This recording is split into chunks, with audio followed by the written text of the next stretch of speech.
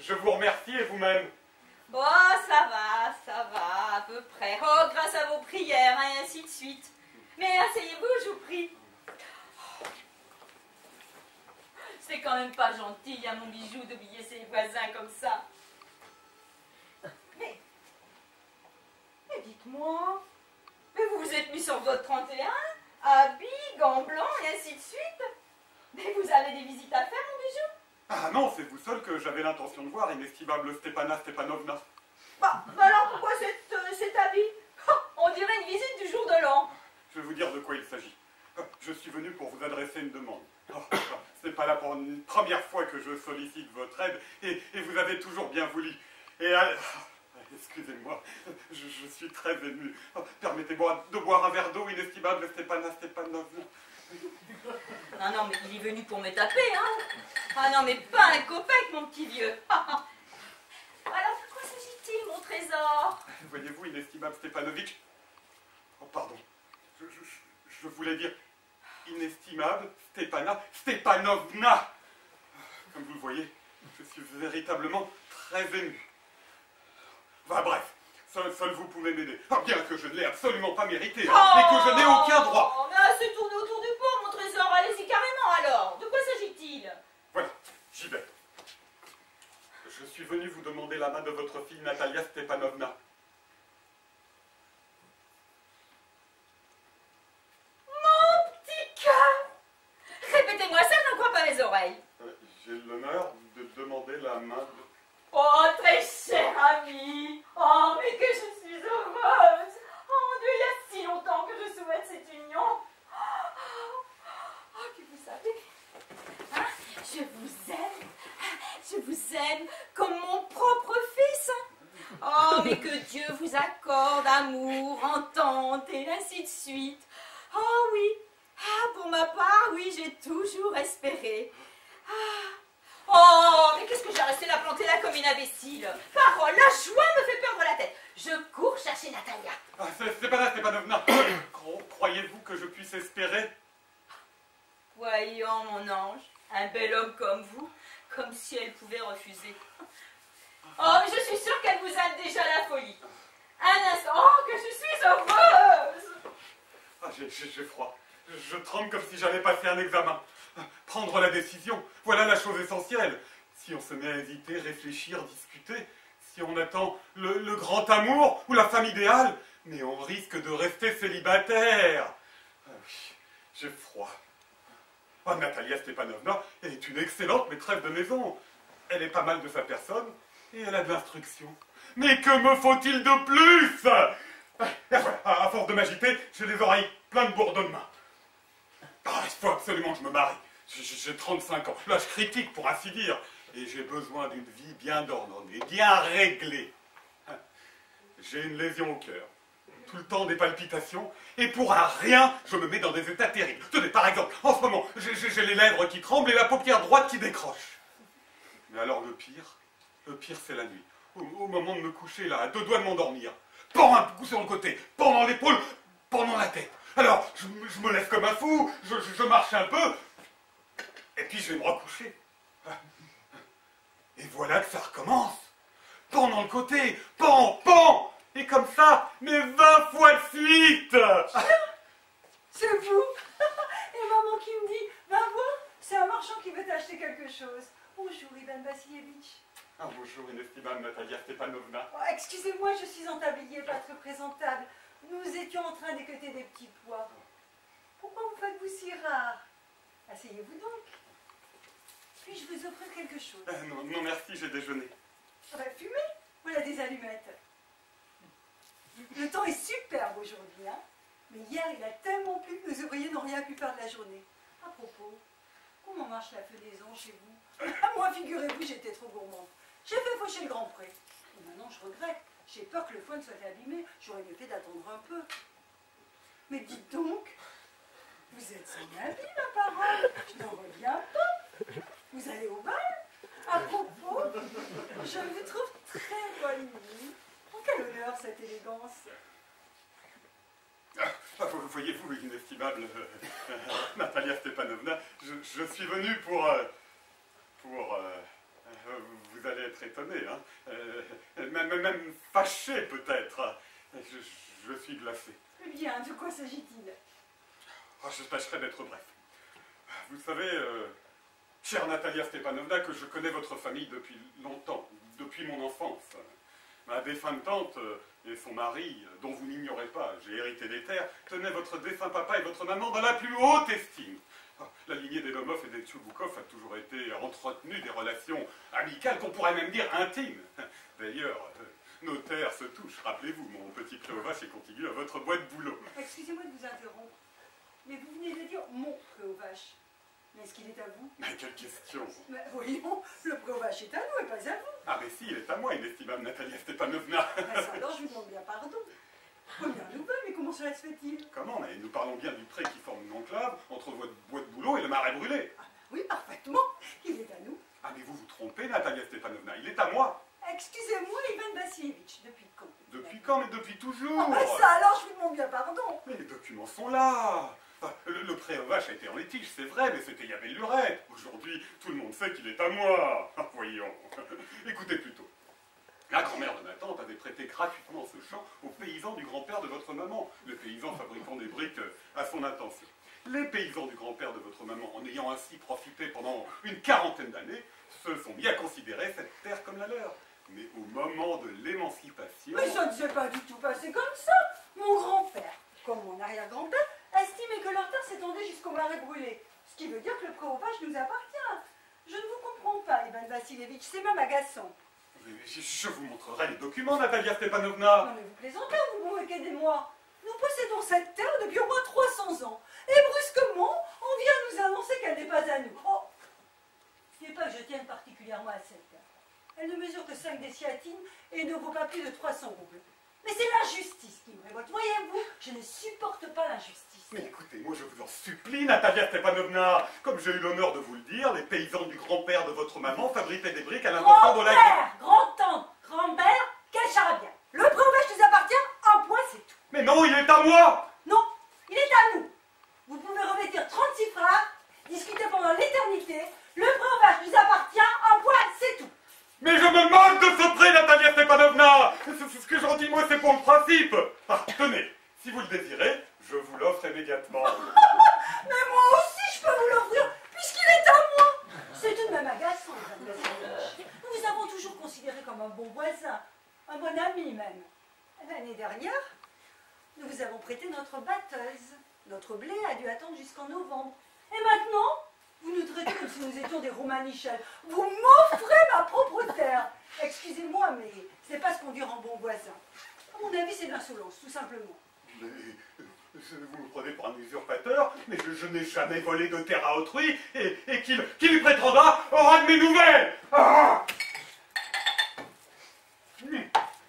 Le pré aux vaches m'appartient. Ce n'est pas vrai. Il est à nous. Non, il est à moi. Pas vrai. Et pour vous le prouver, je ferai faucher ce pré aujourd'hui même. Comment ça? Aujourd'hui même, les ouvriers faucheront ce pré. Mais je les ficherai dehors. Oh, mais c'est ce que nous verrons. Ce pré est à moi, compris? À moi. Ce n'est pas vrai. Et puis cessez de hurler et de crier, hein. Hurlez et suffoquez de rage chez vous tant qu'il vous plaira, mais ici, tenez-vous correctement, je vous le demande. Si des palpitations terriblement fatigantes ne me faisaient souffrir, si le sang ne me battait pas dans les tempes, je vous parlerais sur un autre ton. Le pré aux vaches m'appartient. Non, il est à nous. À moi. À nous. À moi. Oh là là là là, mais pourquoi tous ces cris? Maman, tu diras à ce monsieur à qui appartient le pré aux vaches? À nous ou à lui? Quelle question, mon trésor. Mais à nous, bien entendu. Ben, voyons, Stépana Stepanovna, comment serait-il à vous? La grand-mère de ma tante avait prêté ce champ aux paysans du grand-père de votre grand-père, et ils en ont profité pendant 40 ans, mais au moment de l'émancipation, tout a changé. Ah, permettez, monsieur, vous oubliez un détail. Si les paysans ne versaient rien à votre grand-père, mais c'est justement parce que ce prêt était en litige. Oh, aujourd'hui, le dernier imbécile venu sait que ce prêt nous appartient. Mais, Vous n'avez donc pas vu le cadastre? mais je vous prouverai qu'il est à moi. Mais vous ne me prouverez rien du tout, mon cœur. Mais si, je vous le prouverai. Mais pourquoi crier? Les hurlements ne prouvent rien. Oh, Moi, je ne demande pas le bien d'autrui, mais enfin, bon, ce qui est à moi est à moi. Et comment donc, hein? Et puis d'ailleurs, ce prêt-là que vous me chicanez, eh bien, au lieu de vous le donner, j'en ferai cadeau au Moutchik. Et voilà. Ça alors? Mais de quel droit feriez-vous cadeau d'une terre qui ne vous appartient pas? Ça me regarde, jeune homme. Et puis dites donc, je n'ai pas l'habitude qu'on me parle sur ce ton. Je vous rappelle que j'ai le double de votre âge. Alors je vous demanderai de me parler avec respect.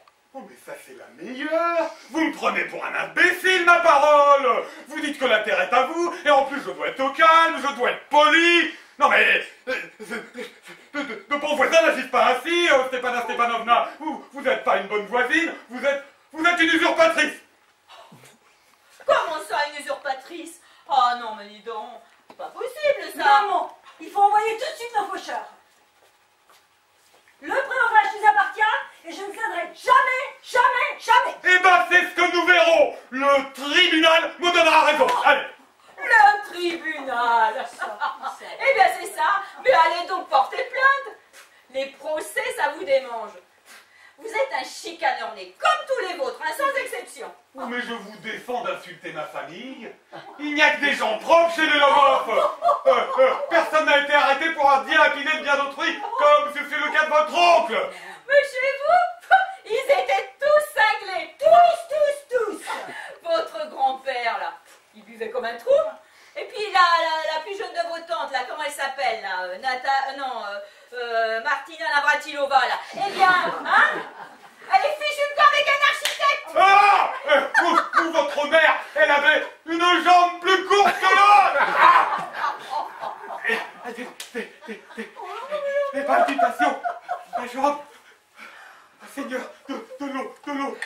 Et votre père, un joueur, un goinfre. Et votre tante, il n'est qu'en cagnère. Ma jambe est paralysée. Oh, et vous êtes qu'une arriviste. Mon cœur. Tout le monde sait qu'avant l'élection. Des étincelles devant les yeux. Où est mon chapeau? Où est mon chapeau? C'est dégoûtant. C'est malhonnête. C'est infâme. Et vous n'êtes qu'une vipère, un homme de rien. Voilà, monsieur. Voilà mon chapeau. Mais où aller? Que faire? Où est la porte? Ma jambe. Mon cœur. Je meurs. Et ne remettez plus jamais les pieds chez moi. Allez donc porter plainte au tribunal. On verra bien. Oh non, mais attends, mais qu'il aille au diable, hein. Ce malhonnête, il vous vole votre terre et des insultes par-dessus le marché. Oh, cet épouvantail à moineau, là, ce gredin. Quel misérable. Fiez-vous à vos voisins après cela. Et dire que cet énergumène était venu faire sa demande, hein. T'imagines sa demande? Quelle demande? Parbleu, il était venu te demander en mariage. En mariage? Moi? Mais oui, mais pourquoi tu ne l'as pas dit plus tôt? Mais c'est pour ça qu'il s'était endimanché, là. Cette espèce de saucisse, là, ce macaque. Oh. Me demander en mariage? Moi? Rappelle-le! Rappelle-le! Oh, mais rappelez qui? Mais je me sens mal, mais rappelle-le! Mais qu'est-ce que t'as? Mais qu'est-ce qui te prend? Oh, mais c'est pas vrai, mais je vais me faire sauter la cervelle, moi je veux me pendre, je suis à bout. Mais je me mords, mais rappelle-le! Oh zut, oui, bon, 16 heures pleurnicher. Rappelle-le, mais qu'on le rappelle, mon Dieu, qu'on le rappelle! Voilà, il vient. Mais alors, que le diable l'emporte, hein, parce que moi là j'en peux plus. Hein. Tu lui parleras. Mais qu'on le rappelle! Oh, mais puisque je te dis qu'il arrive! Oh là là, mais quel malheur pour une mère d'avoir une fille à marier! Oh, mais je vais me faire sauter la cervelle, c'est pas vrai! On a insulté cet homme, on l'a injurié, on l'a chassé. Et tout ça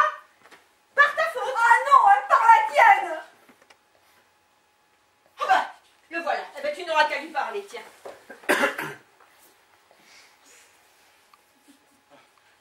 Des palpitations terribles, une jambe comme paralysée, des crampes dans le côté. Ah. Je crois que nous nous sommes trop emportés. Mais maintenant, j'y suis. Le préovage vous appartient, en effet. Mon cœur bat comme un fou. Ah oui. Oui, le préovage m'appartient. Oh, mes paupières, des mitraillettes. Ah oui, oui, il est à vous. Mais, asseyez-vous donc. C'est nous qui avions tort. Simple question de principe. Je ne tiens pas à cette terre, mais je tiens au principe. Oui, au principe, parfaitement. Mais parlons d'autre chose. D'autant plus que j'ai des preuves. La grand-mère de ma tante avait prêté ce chien au paysan du grand-père de votre maman. Et... Cessons d'en parler, hein. Je me demande par où commencer.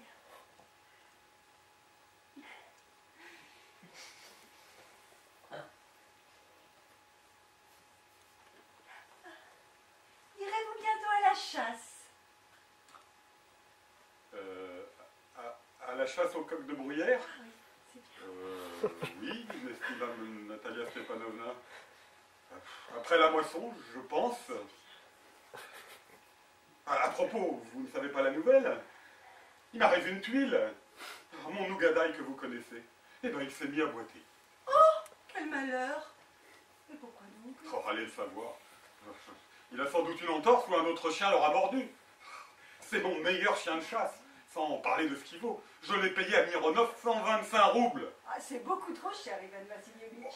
Au contraire, ce n'est pas du tout mon avis, c'est un chien merveilleux. Ah ben, maman a payé notre Oktakai 85 roubles. Et vous n'êtes pas sans savoir qu'il n'est loin de valoir votre Ougadaï. Ougadaï ne vaut pas Oktakai. Voyons, Ougadaï ne vaut pas Oktakai. Mais bien sûr. Bon, ce n'est pas un chien adulte, je vous l'accorde.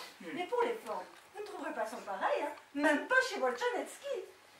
Vous oubliez, mademoiselle, qu'il a la mâchoire inférieure plus courte que la mâchoire supérieure. Un tel chien ne vaut rien pour attraper le gibier. Ma première nouvelle. Je vous l'affirme. Bah, vous avez donc mesuré sa mâchoire. Mais oui, je l'ai mesuré. Pour suivre le gibier, ça va, mais alors pour le prendre... Oh ben d'abord, hein, notre Oktakai, il a de la race. Il possède un pédigré. Et c'est le fils de Zabriakai et de Staveska. Alors que votre chien, il est vieux et vilain comme une pauvre rosse. Tout vieux qu'il est, je ne l'échangerai pas contre 5 Oktakai. Mon Ougadaï est un véritable chien de chasse, lui. Ridicule de discuter là-dessus. Des Oktakai, on en trouve 13 à la douzaine chez n'importe quel marchand. 25 roubles. Voilà ce qu'il vaut, tout au plus. Mais quelle mouche vous pique aujourd'hui, Ivan Vassilievitch. Tout à l'heure, vous affirmiez que le préovage est à vous, et voilà que maintenant, notre Oktakai ne vaut pas votre Ougadaï. Je n'aime pas qu'on dise le contraire de ce qu'on pense.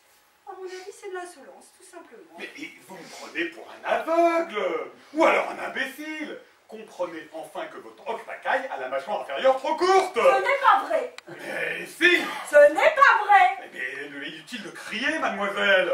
Et vous, arrêtez de hurler. Hurlez et suffoquez de rage chez vous tant qu'il vous plaira. Mais ici, tenez-vous correct. Bon. Allez, je ne peux pas poursuivre cette discussion parce que... j'ai des palpitations. J'ai remarqué que ce sont toujours les chasseurs de rien qui discutent le plus. Oui, bah... cessez, mademoiselle, hein, parce que mon cœur va éclater. Silence. Non, je ne me tairai pas tant que vous n'aurez pas reconnu que notre Oktakai vaut 100 fois votre stupide Ougadaï. Mais il vaut 100 fois moi. Et qu'il crève, votre Oktakai. Un coup dans le côté, l'épaule, les tempes maintenant.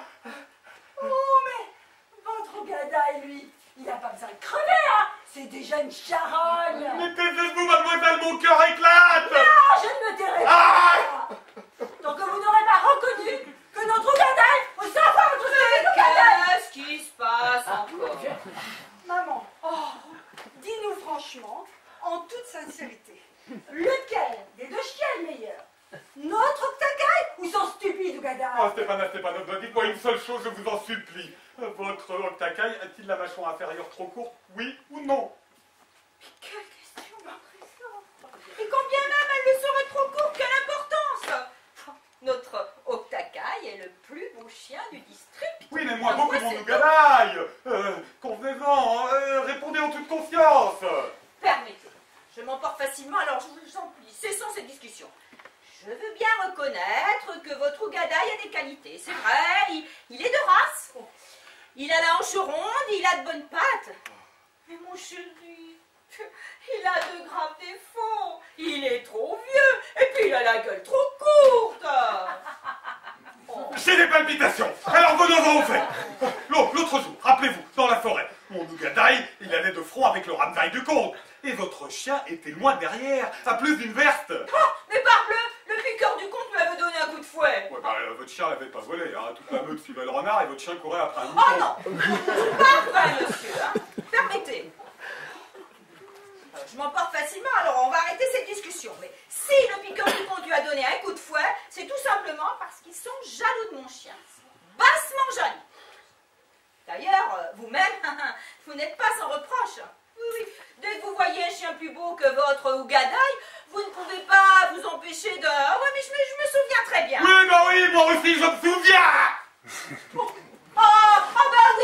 Bah moi je me souviens. Des palpitations, une jambe comme paralysée. J'en peux plus. Des palpitations. Quel beau chasseur vous faites, hein.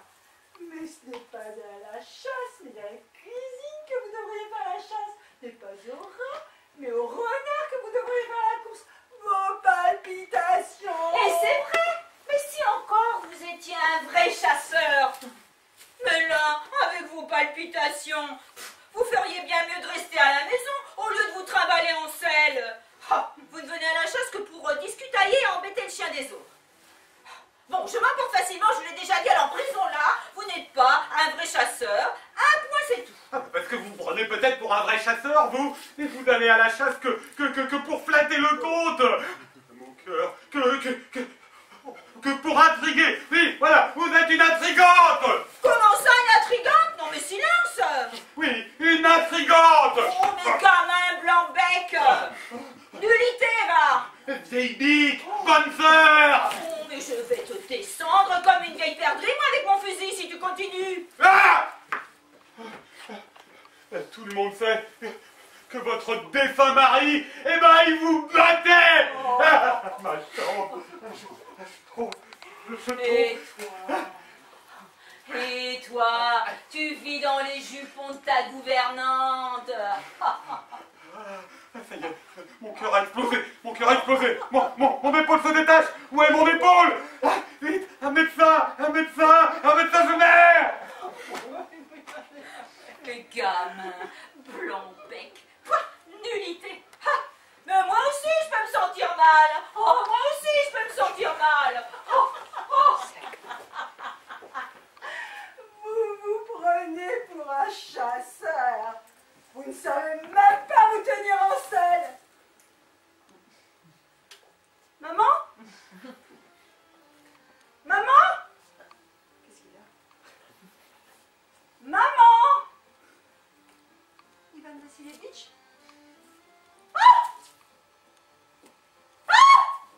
Il est mort.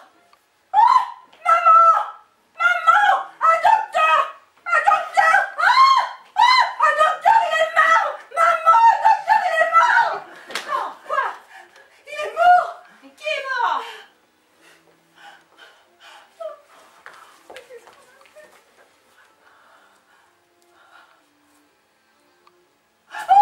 Ah bah oui. Il est mort. Oh là là.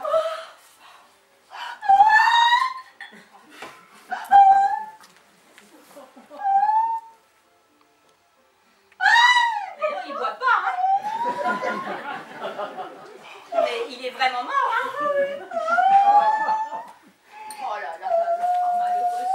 Oh malheureuse que je suis. Non mais cette fois, je vais vraiment me trancher la gorge et je vais vraiment me faire sauter la cervelle, hein. Oh mais donnez-moi, je sais pas, un couteau, pas donnez-moi un revolver. Ah tiens, on dirait qu'il ressuscite. Des étincelles Ivan, dans le brouillard. Ivan, Où suis-je?